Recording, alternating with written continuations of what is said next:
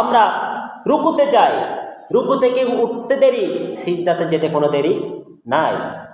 রুকুতে থাকবেন যতক্ষণ, রুকু থেকে দাঁড়িয়ে সোজা হয়ে থাকবেন ততক্ষণ। আপনি যখন রুকুতে গেলেন, রুকু থেকে উঠলেন, ওঠার পর আপনাকে সোজা হয়ে দাঁড়াতে হবে। সেখানের মধ্যে দোয়া আছে, রব্বানা লাকাল হামদ হামদান কাসীরান তাইয়িবান মুবারাকান ফীহি।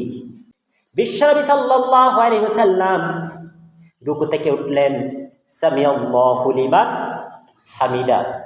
পিছন দিক থেকে এক সাহাবী পড়লেন, রব্বানা লাকাল হামদ হামদান কাসীরান তাইয়িবান মুবারাকান ফীহি।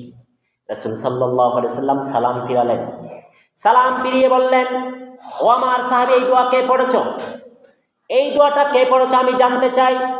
সাহাবী ভয় পেয়ে গেলেন, মনে হয় রাসূল সাল্লাল্লাহু আলাইহি ওয়াসাল্লাম আমাকে ধমক দিবে, আমি মনে হয় ভুল করেছি।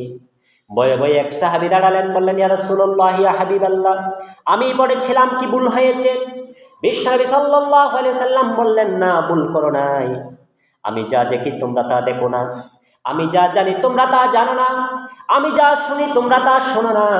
তুমি যখন রুকু থেকে দাঁড়িয়ে এই দোয়া পড়তেছিলে, রব্বানা লাকাল হামদ হামদান কাসীরান তাইয়িবান মুবারাকান ফীহি, এই দোয়া যখন তুমি পড়তেছিলে, আল্লাহ পাক রব্বুল আলামিনের রহমতের ফেরেশতারা তোমার আমলনামায় সওয়াব লেখার জন্য তারা প্রতিযোগিতা শুরু করে দিয়েছিল।